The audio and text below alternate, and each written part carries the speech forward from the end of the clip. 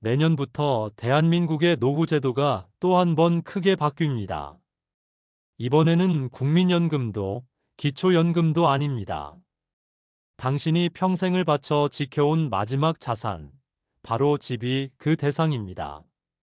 정부가 주택연금 제도의 변경을 확정했습니다. 이 제도는 집을 가진 고령자가 자신의 주택을 담보로 맡기고 그 가치를 나눠서 매달 연금처럼 받는 제도입니다. 한때는 집 한 채면 노후 걱정 끝이라 불리던 마지막 안전망이었죠. 그런데 그 안전망이 내년부터는 일부 사람들에게만 열리게 됩니다. 지금도 62세 이상 국민 중 약 12만 명이 주택연금을 받고 있습니다. 대부분은 은퇴자, 혼자 사는 노년층, 그리고 의료비에 쫓기는 노부부입니다. 이들은 매달 들어오는 100만 원, 150만 원으로 생계를 이어갑니다. 그 돈으로 병원비를 내고 손주에게 용돈을 주며 그래도 이 정도면 괜찮다고 스스로를 위로하죠. 그런데 내년부터 이들 중 일부는 연금을 받지 못하게 됩니다. 이번 개편의 이유로 정부는 이렇게 말합니다. 형평성 확보, 재정 안정, 지속 가능한 제도 운영. 표현은 좋아 보입니다. 하지만 그 말의 이면에는 단 한 가지 의미가 숨어 있습니다. 지금보다 줄이겠다는 겁니다. 새 제도에 따르면 내년부터 주택 가격 상한선이 조정됩니다. 지금까지는 시가 9억 원 이하 주택이라면 누구나 신청할 수 있었지만 이제는 6억 원대로 낮아집니다. 즉, 서울과 수도권의 평범한 아파트 대부분이 제외됩니다. 게다가 감정평가 기준도 강화되어 시세보다 높게 평가된 주택은 감액 대상이 됩니다. 한 부부의 사례를 들어보죠.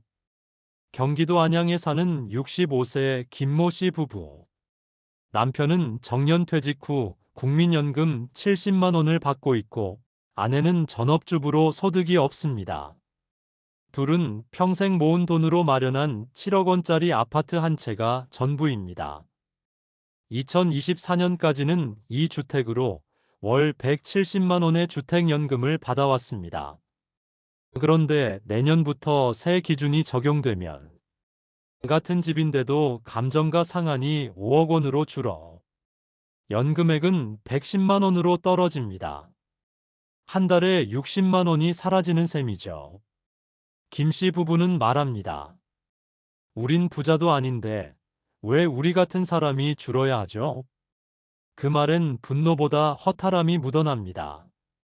왜냐하면 이 제도가 그들에게 마지막 희망이었기 때문입니다. 정부는 고가 주택 보유자에게 과도한 혜택이 돌아가고 있다고 말합니다. 하지만 지금 대한민국에서 7억 원짜리 집이 과연 고가 주택일까요? 그건 서울 외곽의 오래된 아파트 수준입니다. 그런데도 정부는 그 선을 고가라 부르며 그 안에서 수십만 명을 걸러내겠다는 겁니다. 이번 개편은 단순히 숫자를 조정하는 일이 아닙니다. 그건 곧 사람의 생활을 조정하는 일입니다.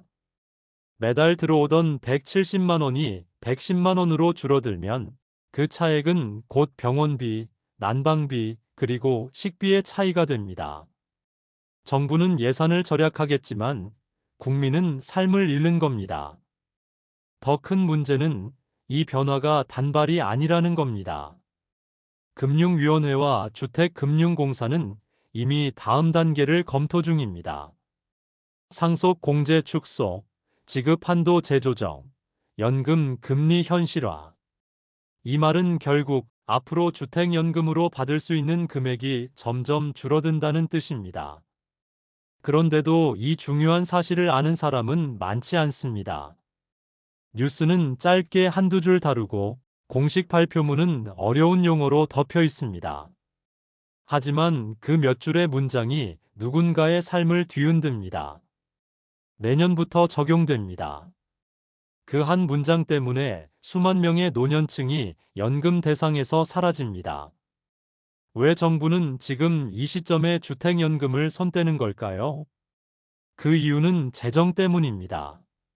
국민연금과 기초연금의 지출이 이미 한계에 다다랐고 고령 인구는 사상 최대를 기록했습니다. 정부는 결국 줄일 수 있는 곳을 찾기 시작했고 그 첫 번째 타깃이 바로 주택연금이었던 겁니다. 다시 말해, 이번 변화는 복지가 아니라 조정이고 개선이 아니라 축소입니다. 국가의 재정을 지키기 위해 국민의 노후가 조용히 희생되고 있는 겁니다. 이건 단순한 제도 변경이 아닙니다. 누군가의 인생이 바뀌는 조용한 폭탄입니다. 그리고 그 폭탄의 타이머는 이미 내년으로 맞춰져 있습니다. 주택연금이 줄어든다는 건 단순히 돈이 덜 나온다는 문제가 아닙니다. 그건 곧 생활의 구조 자체가 흔들린다는 의미입니다. 노년의 삶은 소득이 아니라 유지로 버팁니다. 새로운 일을 시작하기보단 지금 있는 걸 지키는 게 목표죠. 그런데 그 유지의 중심에는 늘 돈보다 집이 있습니다.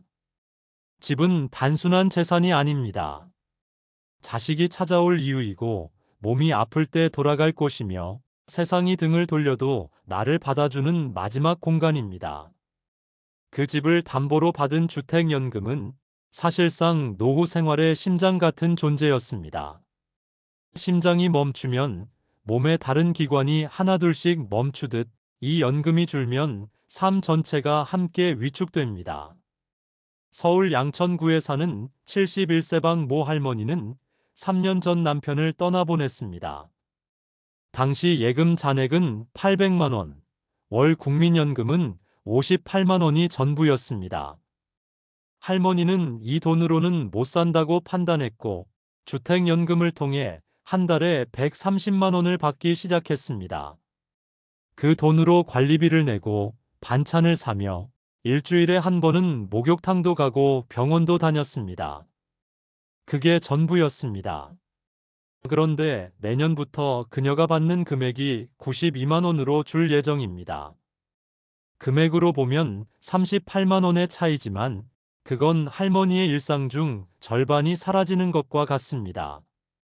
병원 대신 진통제를 먹게 되고 반찬 대신 밥에 간장 한 숟가락을 비비는 날이 늘어납니다. 이제 나이도 많고 일도 못하고 그냥 집만 있었으면 됐는데 이제 그 집이 나를 지켜주질 않네요. 박 할머니는 이렇게 말했습니다. 주택연금 축소는 이렇게 현실의 언어로 번역됩니다. 이번 달엔 병원 한 번 덜 가야겠다. 이번 겨울엔 전기장판으로 버티자. 손주가 오면 라면이라도 끓여줘야지.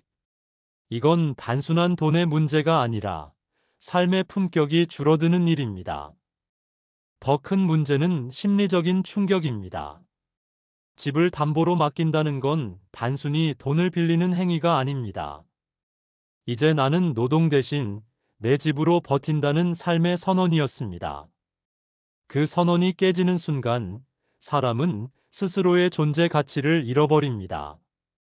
이제 내 집도 나를 먹여 살려주질 않네. 이 말은 단순한 하소연이 아닙니다. 그건 이제 나는 어디에도 기대지 못한다는 절망의 표현입니다.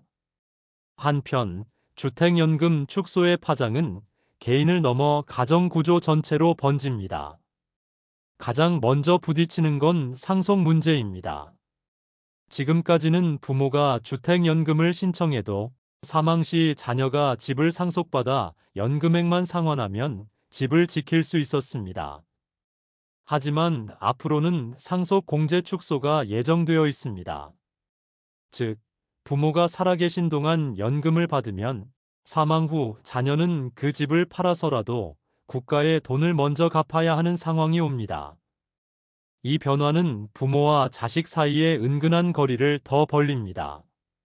이제 자녀들은 이렇게 말합니다. 엄마, 연금 그거 받지 말아요. 나중에 집 팔게 되잖아요. 결국 노부모는 내가 편하려고 자식 재산을 갉아먹는다는 죄책감에 시달립니다. 그래서 신청을 망설이고 생활은 더 쪼그라듭니다. 결과적으로 제도가 바뀌기 전보다도 훨씬 더 많은 고령층이 그냥 버티겠다고 선택하게 됩니다. 하지만 버틴다는 건 현실에선 곧 빈곤화의 시작입니다.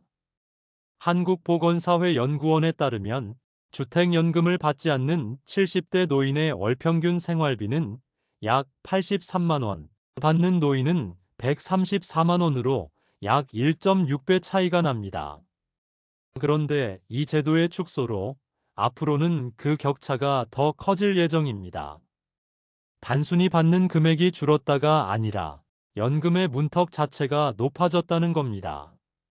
이건 단순한 제도 개편이 아닙니다. 이건 사회의 약한 고리를 서서히 끊어내는 일입니다. 젊은 세대는 부모 세대의 부담을 줄인다고 안도하지만 결국 그 부담은 미래의 자기 자신에게 돌아올 겁니다. 왜냐하면 지금의 40대, 50대가 20년 뒤엔 바로 그 주택연금 세대가 되기 때문입니다. 그때는 집값은 더 오르고 연금은 더 줄어 있을 겁니다. 지금의 변화가 단지 노년층의 문제가 아닌 이유가 바로 여기에 있습니다. 정부는 늘 말합니다. 지속 가능한 복지 구조를 위해 불가피한 선택이다. 하지만 지속 가능하다는 말은 결국 당신의 희생이 전제가 된다는 뜻으로 들립니다. 우리가 잊지 말아야 할 건 단 하나입니다. 연금이란 건 시혜가 아니라 권리라는 겁니다. 노후에 인간답게 살 수 있는 최소한의 약속, 그게 바로 연금의 본질입니다. 그 약속이 깨어지면 숫자보다 앞서 마음이 무너집니다. 누군가는 이렇게 말할지도 모릅니다. 그래도 집이 있잖아요. 팔면 되잖아요. 하지만 그 말은 너무 쉽게 현실을 모릅니다. 집을 판다는 건 단순히 자산을 정리하는 일이 아니라 삶의 기반을 잃는 일이기 때문입니다. 이제 남은 건 선택입니다. 집을 팔아버리고 현금을 쥐고 살 것인가, 아니면 끝까지 그 집을 지키며 버틸 것인가. 하지만 그 어떤 선택도 예전보다 훨씬 더 가혹해졌습니다. 주택연금은 줄었고 집은 더 이상 버팀목이 아니라 부담이 되었습니다. 그리고 그 무게는 고스란히 한 세대의 어깨 위로 내려앉고 있습니다. 모든 정책에는 이유가 있습니다. 특히 돈이 걸린 정책에는 더 명확한 이유가 있습니다. 정부가 주택연금 제도를 바꾸는 이유는 단 한 가지, 재정입니다. 한국은 지금 전례 없는 속도로 늙어가고 있습니다. 2024년 기준 65세 이상 인구는 전체의 22%를 넘어섰고, 통계청은 2035년이면 그 수가 30%를 돌파할 것으로 내다봤습니다. 즉, 10명 중 3명이 노인인 사회가 눈앞에 다가온 겁니다. 이건 단순히 인구 변화의 문제가 아닙니다. 노인 인구가 늘어난다는 건 그만큼 정부가 지출해야 하는 돈이 폭발적으로 늘어난다는 뜻입니다. 기초연금, 건강보험, 장기요양보험, 그리고 국민연금까지 모든 복지제도에서 지급액 증가는 이미 통제 불가능한 수준에 다다랐습니다. 기획재정부가 지난 9월 발표한 자료에 따르면 한국의 국가 채무는 1,200조 원을 돌파했고 그중 절반 가까이가 복지성 지출입니다. 특히 노인 복지 관련 지출은 10년 새 3배 이상 증가했습니다. 이제 정부는 복지 확대가 아닌 복지 축소를 진지하게 고민하기 시작했습니다. 그 첫 번째 신호가 바로 이번 주택연금 개편입니다. 왜냐하면 주택연금은 복지라는 이름을 달고 있지만 사실상 정부 재정이 아니라 공사한국주택금융공사의 부채로 운영됩니다. 즉, 국가의 직접 지출로 잡히지 않지만 실제로는 공공부채의 일환으로 국가 재정에 부담을 주는 구조입니다. 2024년 기준 주택연금 부채 규모는 약 38조 원에 달합니다. 10년 전에는 7조 원 수준이었지만 매년 15% 이상씩 늘고 있습니다. 고령화 속도가 빨라지면서 이 연금의 수요가 급증하고 있기 때문입니다. 정부 입장에서 보면 이건 조용히 쌓여가는 시한폭탄입니다. 겉으로는 사회적 안전망처럼 보이지만 실제로는 매년 눈덩이처럼 불어나는 공공부채 항목인 셈이죠. 결국 이번 개편은 미래의 부담을 줄이기 위한 선제적 조치라는 명분을 얻었습니다. 하지만 여기엔 또 다른 계산이 숨어 있습니다. 바로 정치적 효과입니다. 지금의 정부는 내년 예산안을 앞두고 지출 삭감을 통한 재정 건전성 회복을 강조하고 있습니다.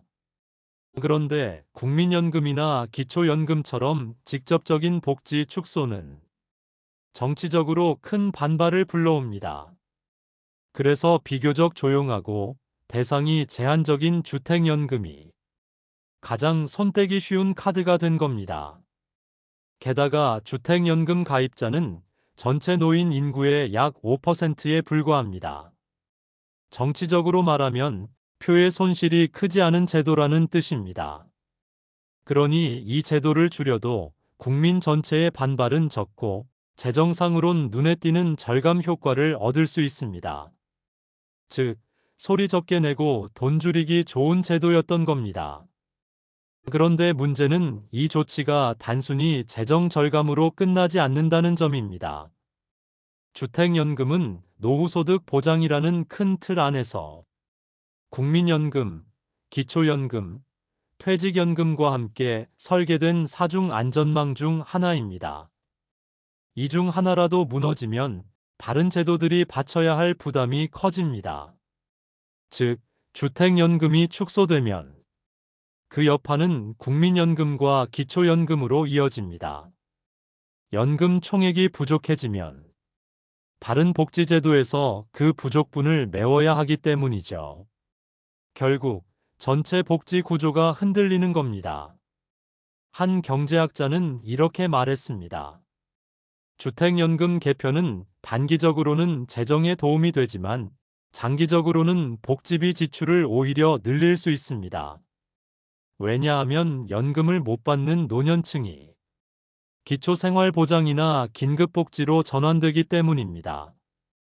이 말은 곧 당장의 절약이 미래의 지출을 키운다는 의미입니다. 정치권의 시선은 또 다릅니다. 정책 발표 시점이 절묘합니다. 총선이 끝난 직후 지방선거 전입니다. 민심의 폭발 가능성이 가장 낮은 시기이죠. 정부는 이 타이밍에 맞춰 주택연금 개편안을 내놨습니다. 이건 단순한 우연이 아닙니다. 정책의 리스크를 최소화하고 조용한 조정을 끝내기 위한 치밀한 계산이었습니다. 결국 정부의 목표는 단 하나입니다. 지출을 줄이고 통계상 국가의 재정 건전성을 끌어올리는 것. 그 과정에서 몇만 명의 노후는 조정 대상이 됩니다. 정책 보고서에는 이렇게 쓰여 있습니다. 제도의 지속 가능성을 위해 고가 주택 중심의 조정이 필요하다. 하지만 현실의 언어로 바꾸면 이렇게 들립니다.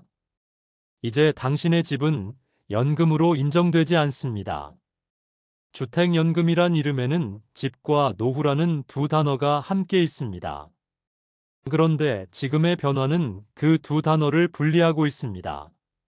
국가는 집을 자산으로 보고 국민은 집을 삶의 터전으로 봅니다. 그 인식의 간극이 지금의 혼란을 낳고 있습니다. 정부는 말합니다. 이건 효율화입니다.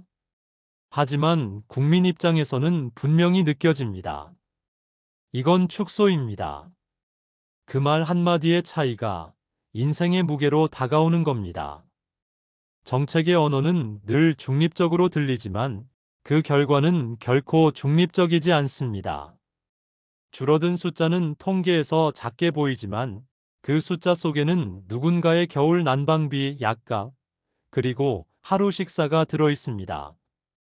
이건 단지 돈의 이야기가 아닙니다. 그건 나라가 노인을 대하는 태도의 이야기입니다. 이제 상황은 명확합니다. 주택연금은 바뀌었고 그 변화는 되돌릴 수 없습니다. 그렇다면 남은 건 한 가지 질문뿐입니다. 이제 우리는 어떻게 살아야 하는가? 이 질문은 단순히 제도의 대안을 찾는 게 아닙니다. 노후를 지탱하는 새로운 방식을 찾아야 하는 문제입니다. 첫 번째 대안은 영모기지형 주택연금의 재구성입니다. 지금의 주택연금이 일정 금액을 매달 나누어 받는 구조라면 영모기지형은 상황에 따라 일시금 월 지급 병행형으로 바뀌는 방식입니다. 이 제도는 의료비나 이사비 등 긴급한 지출이 필요한 노년층에게 유리합니다. 즉, 한꺼번에 일부 금액을 받고 나머지는 연금처럼 나누어 받는 방식입니다. 문제는 이런 상품이 존재함에도 불구하고 많은 국민이 그 사실을 모르고 있다는 겁니다. 주택금융공사의 내부 보고서에 따르면 연금 가입자의 70%가 일시금 옵션을 알고 있지 않았습니다. 제도는 이미 준비되어 있지만 그 정보를 국민에게 전달하지 않는 겁니다. 이건 제도 부재보다 더 무서운 정보의 불평등입니다. 두 번째 대안은 상속형 주택연금입니다. 이 방식은 연금 수급자가 사망하더라도 자녀가 남은 집을 팔지 않고 상속받을 수 있게 설계된 제도입니다. 즉, 연금액을 줄이되 상속권을 유지하는 형태입니다. 이 제도는 현재 일부 금융기관에서만 시범적으로 운영되고 있지만 앞으로 확대될 가능성이 큽니다. 이건 단순히 돈의 문제가 아니라 노부모 세대와 자녀 세대의 관계를 회복시키는 방법이기도 합니다. 연금 받으면 집 못 물려준다는 갈등을 줄이고 노후의 안정과 가족의 유산을 함께 지킬 수 있는 절충점이죠. 세 번째는 지방 이전형 자산 전환입니다. 서울 수도권의 고가 주택이 연금에서 제외되더라도 지방 중소도시로의 이전을 통해 다시 연금 조건을 충족시키는 방법입니다. 예를 들어 수도권 8억 원 아파트를 팔고 지방 3억 원대 주택으로 이전하면 그 즉시 주택연금 가입 자격이 다시 생깁니다. 문제는 이사가 아니라 결단입니다.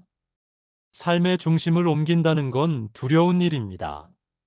하지만 현실적으로 이 선택이야말로 노후를 유지할 수 있는 가장 현실적인 방어 전략입니다. 실제로 한국주택금융공사 자료에 따르면 지방 이전 후 주택연금에 재가입한 60대 이상 노년층은 2020년 612명에서 2024년 1840명으로 3배 이상 증가했습니다. 이건 단순한 숫자가 아니라 서울을 떠나야 산다는 새로운 노후 패턴이 생겨나고 있다는 뜻입니다. 네 번째는 전세보증금 전환형 노후 설계입니다. 즉, 집을 유지하되 일부를 임대 수익으로 전환하는 방식입니다. 예를 들어 2층짜리 단독주택이라면 1층을 전세나 월세로 내주고 그 보증금을 생활비로 활용하는 형태입니다. 이건 제도 밖에서 스스로 만드는 민간형 주택연금이라 할 수 있습니다. 물론 이 방식에는 세금 문제와 임대 리스크가 따르지만 그럼에도 불구하고 현실적인 현금 흐름을 확보할 수 있는 몇 안 되는 방법 중 하나입니다. 결국 노후 자산은 가치가 아니라 유동성이 중요합니다. 팔지 않아도 버틸 수 있는 구조를 만드는 게 핵심입니다. 다섯 번째는 다층연금 전략입니다. 국민연금, 퇴직연금, 개인연금, 그리고 주택연금. 이 네 가지를 병행할 수 있는 구조를 만들면 어느 하나가 줄어도 나머지가 버텨줍니다. 문제는 대부분의 사람들은 이걸 따로따로 생각한다는 겁니다. 연금은 더 이상 하나의 제도가 아닙니다. 그건 서로 연결된 구조물입니다. 하나가 줄면 다른 걸 늘리고 한쪽이 무너지면 반대편에서 지탱해야 합니다. 이 균형을 이해하지 못하면 제도가 바뀔 때마다 삶 전체가 흔들립니다. 결국 가장 중요한 건 정보의 속도입니다. 법이 바뀌는 속도보다 빨리 정보를 아는 사람만이 노후를 지킬 수 있는 시대가 왔습니다. 주택연금 제도가 내년에 바뀌는 건 이미 결정된 일입니다. 하지만 지금 준비한다면 그 변화 속에서도 길을 찾을 수 있습니다. 정부는 변화를 효율화라 부르고 국민은 그걸 축소라 느낍니다. 그 사이에 간극을 메우는 건 제도가 아니라 준비된 사람들입니다. 앞으로 연금은 신청하는 사람이 아니라 지식을 가진 사람의 것이 될 겁니다. 은행 창구에서 이건 안 됩니다라는 말을 듣기 전에 미리 알고 움직이는 것. 그게 새로운 노후의 생존법입니다. 주택연금은 줄었지만 그 안의 가능성은 아직 남아 있습니다. 문제는 그 가능성을 먼저 아는 사람이 차지한다는 겁니다. 노후는 기다려주지 않습니다. 국가도, 제도도, 가족도 당신의 삶을 대신 지켜주지 않습니다. 이제는 스스로 계산해야 합니다. 얼마가 남았고, 얼마가 빠져나가고, 그리고 그 속에서 내가 얼마나 더 버틸 수 있는지를. 내 집으로 버티는 시대는 끝났습니다. 이제는 지식으로 버티는 시대입니다. 당신이 오늘 움직인다면 내년의 연금 개편은 위기가 아니라 전환점이 될 수도 있습니다. 노후란 언젠가 올 미래가 아니라 지금의 선택이 만들어가는 시간입니다. 주택연금이 바뀌고 제도가 줄어든다고 해서 당신의 인생이 줄어드는 건 아닙니다. 문제는 준비하지 않은 사람이 그 변화를 가장 먼저 맞이한다는 겁니다. 정부는 통계를 말하지만 현실은 숫자가 아닙니다. 연금이 줄면 약값이 줄고 식탁의 반찬이 줄어듭니다. 그 차이를 견디는 건 결국 한 사람의 하루입니다. 국가는 효율을 말하지만 국민은 하루를 버팁니다. 그 사이의 틈을 메우는 건 제도가 아니라 정보와 결심입니다. 우리는 늘 뒤늦게 알았습니다. 기준이 바뀌고 금액이 줄고 조건이 달라진 뒤에야 깨달았습니다. 하지만 이제는 달라져야 합니다. 뉴스에 나오기 전에, 공지가 올라오기 전에 먼저 알고 움직이는 사람만이 살아남는 시대가 왔습니다. 연금은 당신의 권리입니다. 그 권리를 지키는 일은 누구도 대신해주지 않습니다. 누구의 정책이든 어떤 정부든 결국 당신의 노후를 지킬 수 있는 건 당신뿐입니다. 이제 묻겠습니다. 당신은 내년을 준비하고 있습니까? 당신의 집, 당신의 연금, 그리고 당신의 노후를 남의 손에 맡기고 있지는 않습니까? 지금이 바로 그 준비의 시간입니다. 오늘의 10분이 내일의 10년을 바꿉니다. 이 영상을 끝까지 본 당신이라면 이미 절반은 준비된 사람입니다. 남은 절반은 행동입니다. 당신의 미래를 직접 지키십시오. 국가가 아닌, 운이 아닌 당신 자신이 그 주인이 되어야 합니다. 이 영상이 도움이 되었다면 당신의 주변에도 이 변화를 꼭 알려주세요. 그리고 앞으로 다가올 중요한 변화들을 가장 먼저 알고 대비할 수 있도록 구독과 좋아요 잊지 마세요. 당신의 노후는 아직 끝나지 않았습니다. 이건 끝이 아니라 새로운 시작의 신호입니다.